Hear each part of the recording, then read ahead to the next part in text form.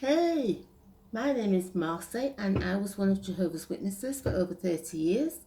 I was contacted in the first call work back in 1987 and I left the organisation in 2022. This video is a biography video. It's talking about how I woke up. It is actually part two of the video why I left Jehovah's Witnesses 30 years after I got baptised. And I'm going to be talking about how I woke up and how I managed to get out of the organisation. And there may be a few tips that might help some of you that have decided that you want to leave, or that if you've just recently left and are struggling with all the fallout of it, because it's like an earthquake going off in your life. And for me, I'd been in it for 30, I think it's 31 years, over 30 years, and I was very, very zealous. Now, in my first video, I explained that I woke up during the COVID situation, and it was the actual pushing of the experimental health products, as we'll call it, onto us at the Kingdom Hall that really, really woke me up. But at the beginning of the pandemic, as I call it, because I've researched that, and that isn't all that we've been told. That is part of the plan to bring in this a new world order. But that's for another day. At the beginning of the pandemic, I was still a very, very zealous Jehovah's Witness. I was at home because I've been diagnosed with quite a serious autoimmune condition a few years ago, and was put on immune suppressant medication, and because of that I couldn't go to work at the hospital where I work because I was working on the COVID ward. So I was told by the United Kingdom government that I was to shield at home. So I think the first time I was shielding was 7 months in the house at home. And shortly after this, the Watchtower Society stopped all the meetings at the Kingdom Hall. And there was a bit of confusion at first as to how things were going. The ministry was also stopped. So the whole thing came to a grinding halt. And I was at home anyway. Now, I wanted to continue getting my time in and all that. So I made a basket and I put in information and tracts and magazines, and I put it on the fence at the front of my house for people to take as they walked past, because people were out and about. And I would sit on a chair near the door, and that was my ministry, because I was so determined to keep up with the ministry. I was quite a lucky person, I suppose, in a way, that I actually liked the ministry. I loved going out, I loved talking to people, I loved the Bible, and I loved handling the Bible and showing people what the Bible said. So for me, not to be able to do that was quite difficult at first, but I found a way to do it. And this sort of continued with me being at home. Then they set up the Zoom meetings, of course, so we could see all our brothers and sisters on the meetings, and they were all at home, and that was nice. At first that was all right. And I continued okay with this. I still didn't wake up until they started telling us to take the experimental health product. That set off alarm bells ringing for me, because I know that there is nothing good about these vaccines.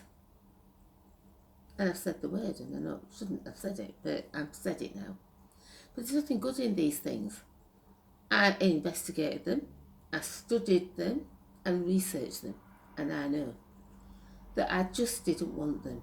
And I believe that medical treatments, medication, things like that, I believe that these sorts of things are for a matter of choice. And certainly not for a religious organisation to be telling you what to do about your health. If the doctor's telling you, yes, you need to take this, that's a different matter, because that's their field. But since when has Jehovah's Witnesses and their organisation been an advisor on medical matters? We were told not to tell other people what vitamin tablets you were taking and things like that, and pushing these things on people. We have had that in the magazines. But yeah, here we have them with their continual pushing of the experimental products from the platform. And then it was, well, you can't work in Bethel unless you've had the experimental product. You're not going to be able to go to the Kingdom Hall unless you've had the experimental product. And all these things set off the alarm bells, and I knew there was something wrong. And what I did, I made it a matter of prayer immediately. Immediately I made it a matter of prayer. And I said, I don't believe that we're meant to have these things. I don't want them personally. And I want you to make it clear, because we'd had that talk where it said to us, if you receive directions from us, talking about the governing body, that seem to be wrong,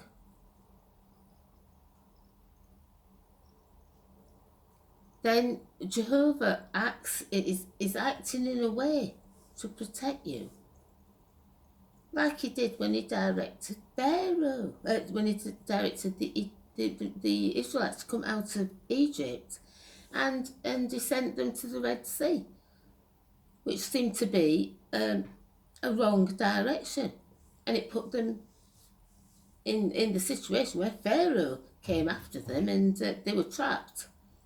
And they use things like this to try and get you or me to take the experimental product and to listen to advice that we might not agree with, that it was coming from Jehovah.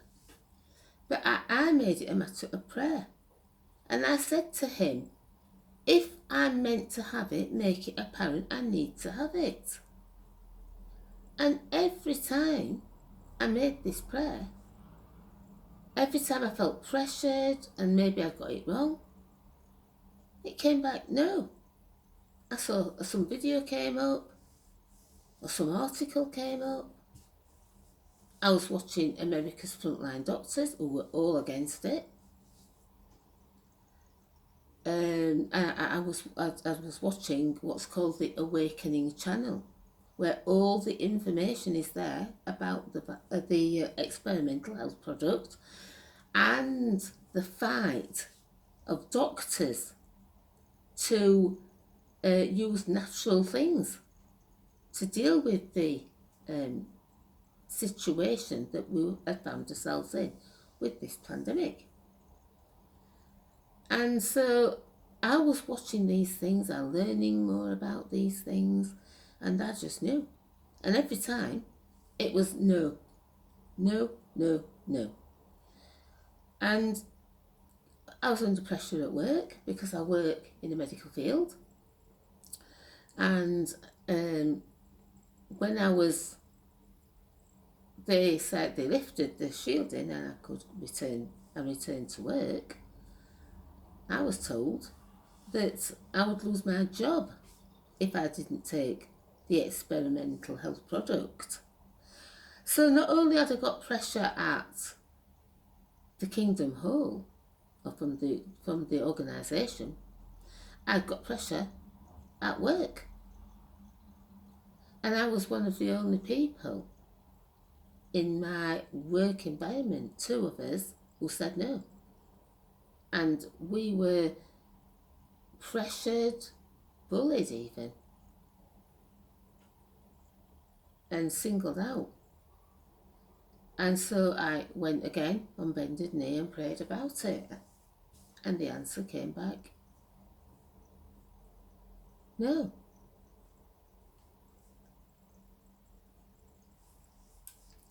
One day I was at work and she came out and said,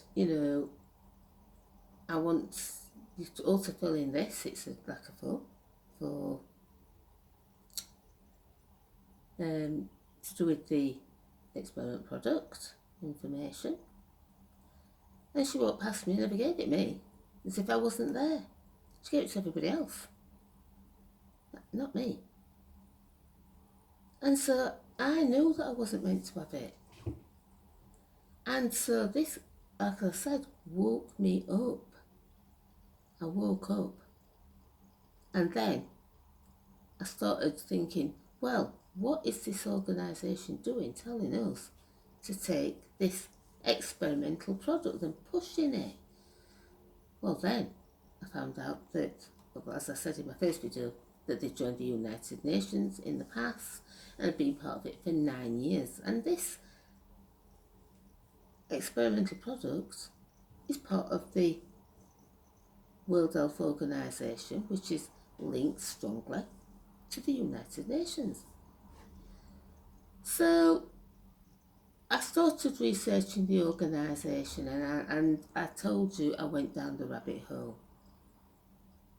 And to some extent I'm still inside there because I'm still finding out things myself. Things that are shocking. And things that I never would have believed that this organisation was doing. Like I showed you, Pascal Petit, that's just a tiny little bit. It's a pinhead in it. There's so many things that they're into. And I will expose more things here. I will tell you that the Watchtower Society has shares in armaments. Oh yes. They're shareholders in all sorts of things. And I'm going to show you these things because I can show you the things just like I showed you Pascal Petit. That they have shares in armaments, ballistic missiles, pornography films. They've got shares in all sorts of things. What about tobacco? You're not allowed to smoke as a Jehovah's Witness, but the Watchtower Society holds shares in tobacco companies. What about alcohol? They've got shares in alcohol. Oh, by the way as well, they also have shares in Pfizer. Well, no wonder they were pushing the experimental health product. Because the more of those things that were sold, the more money they raked in. And I've told you, I'm not lying. I'm a researcher, and and it's my role to show what I found out, and that is what I'm going to do. So I fully woke up in the COVID situation, and I was sort of reeling from shock. I didn't know what to do. It was like being a rabbit in the headlights. I just didn't know what to do. I couldn't talk to anybody about what I'd found out. But one of the things that I did find out, and I did talk about, was it was about disfellowshipping.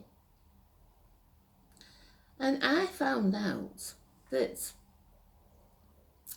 in 1947, in the Watchtower, there was an article about excommunication. And it was talking about the Catholic Church excommunicating people. And they were condemning the Catholic Church for this practice. Now, the article said that there was nothing scriptural in this excommunication, and that it was a weapon that the church used to control people in a way such as never been done before. They quoted scripture. The scriptures that the Catholic Church used to do it, they quoted and said that these scriptures did not allow for them to be excommunicated and cut off from the organisation of the Catholic Church and all those in it. They condemned it very strongly, and even quoted that these things were steeped in paganism. They came from pagan roots. This is what the Watchtower said. Now, I'm not sure where this you can find this article. I think you can find it on probably JW Facts. Or you may be able to find it on avoidjw.org. I know I've seen it. I've got a photograph of it on my phone somewhere. And so I photographed it. And they very strongly condemned it, saying it was a wicked weapon. And the scriptures did not support them doing it. But then, less than 5 years later, the Watchtower organisation used the very same scriptures that it had condemned the church for using and said weren't scriptural reasons for doing it, to do it themselves.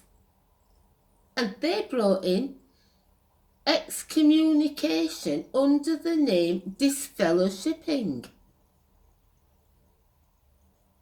Now, I will find this article because, like I showed you yesterday, that scripture, by your words you will be condemned. And when you condemn someone else for doing something and call it wicked, unscriptural, and a weapon used to control and hurt people, and then you yourself start to do it, then your words will condemn you when I showed the scriptures.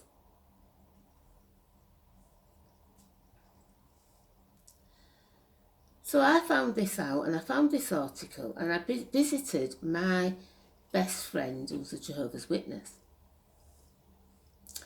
And I showed it to her, and she was shocked. Because at the time, she was going through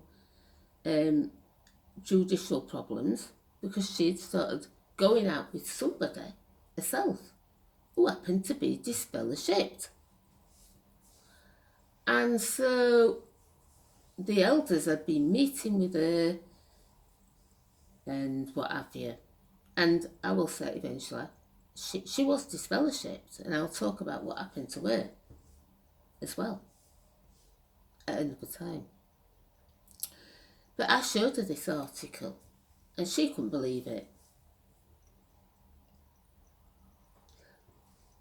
But so these things are things that, like you said, you can make excuses, and she made excuses for it. Oh, well, you know, well, they're imperfect men, and they've got, you know, they've got it right, but we have to be obedient to Jehovah. This was what she was saying to me. This was before she was disfellowshipped, of course. She was saying that. And she was going to meetings on the Zoom and what have you. And because the elders were visiting her for reasons of, establishing what was going on in order to disfellowship her, they went to see her at her house. And they must have asked her if she'd seen me, heard from me or whatever. And in some conversation, she must have mentioned something. Because shortly after that, I received a call saying that they wanted to speak to me. And I phoned him back, the elder, and I said, you want to speak to me? And he said, yeah, we would like to come and see you just to, talk to you. I said, about what? And they said, well, you've seemed to have been saying things that are, apostate. Well, I'll tell you, that was like a red flag to a bull. Because over the last 2 years previous to this, I lost a number of members of my family, close members of my family. I lost my sister-in-law, who died in a very tragic way. And I was devastated by it. The whole family was absolutely devastated with what happened to her. We didn't even know where she was for 5 days. She was missing for 5 days, and then she was found dead. Without going into the details, it was a very, very difficult time for our family. And I had not one crumb of comfort from the elders. I had comfort from my close friends, but that was it. But even worldly people get comfort when they have a tragedy from their close friends. This is supposed to be Jehovah's organisation. It's supposed to be filled with love. I didn't see any love there. Within a year of that, my other brother was diagnosed with pancreatic cancer. He was so shocked because he was so fit. They were vegan, vegetarians. He did exercise every day. He didn't smoke. And yet he was diagnosed with this pancreatic cancer. It seemed to come from nowhere. And they were so shocked that him and his wife said to me, we're not seeing anybody. We need to learn to cope with this. We don't want any visitors or phone calls. We'll talk by text. And 2 weeks later, I got a text saying he was dead. This is the brother that picked me out of the cot when I was in the children's home. And I was so close to him. I was absolutely devastated. So now I'd lost Ashley, my sister-in-law, my other brother's wife, and now my brother Chris was dead. They gave him a year to live, and in 2 weeks he was dead. He was diagnosed and dead within 2 weeks. What a shock. Did I have the elders come round? They knew about it. No one came. I saw no one. Except my close friends, and it was people at work that supported me through it. Worldly people.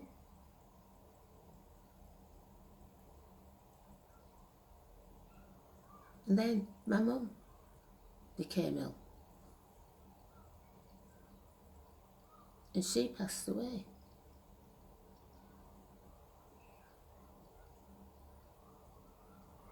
This was my birth mother, who I'd re-established relationships with as I got older. And that's, as I said, that's a story for another time, how we all got together. But I used to see her, and she became ill. She passed away. And nothing from the organiser, nothing from the elders, nothing from anybody. Not a card from them. Oh, people of the world were phoning and sending cards. I got flowers. And there was just a couple of witnesses who were close friends who, were there for me. No. And this was before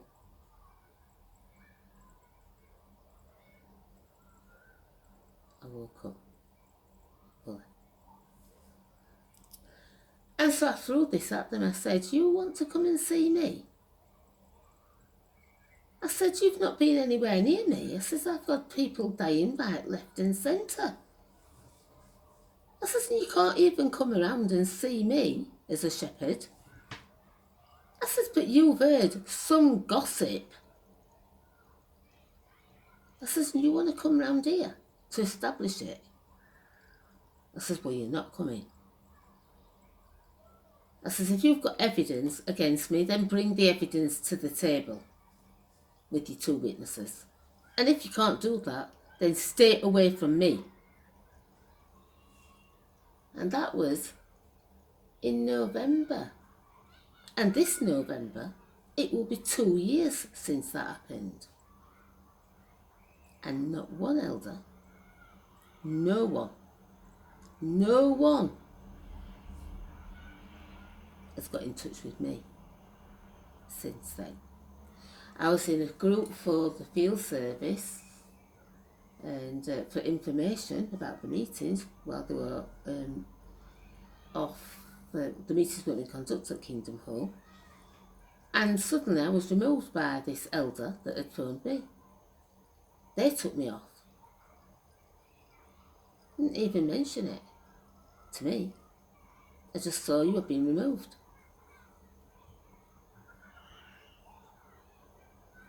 So these are the things that set off the exit process for me.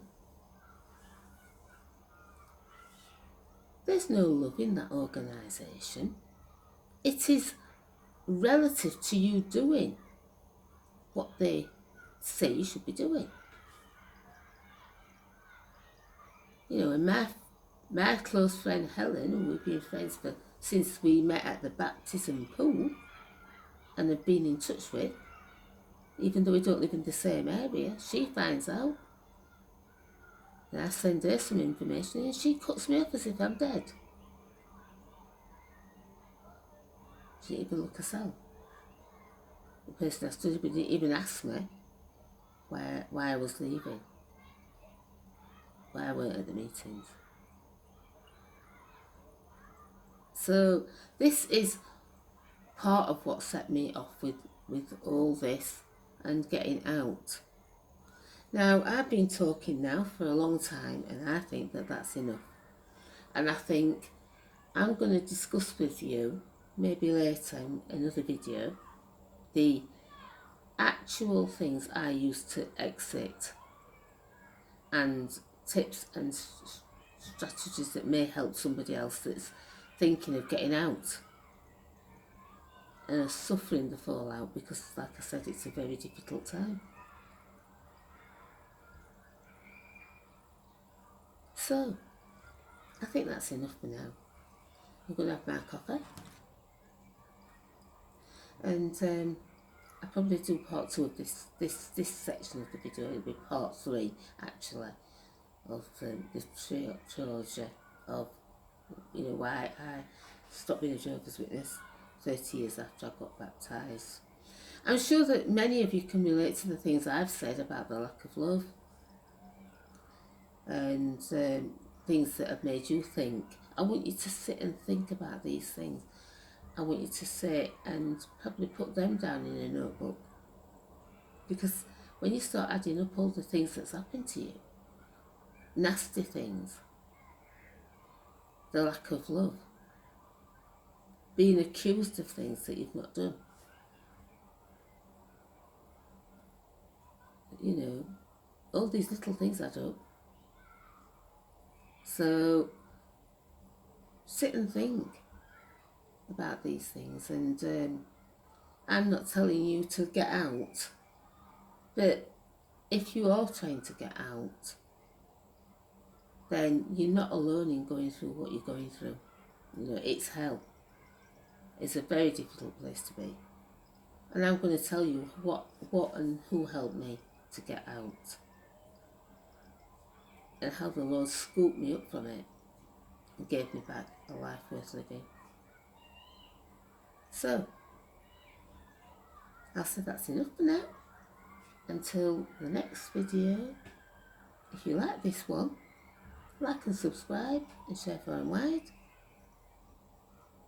And until next time, I'll say bye.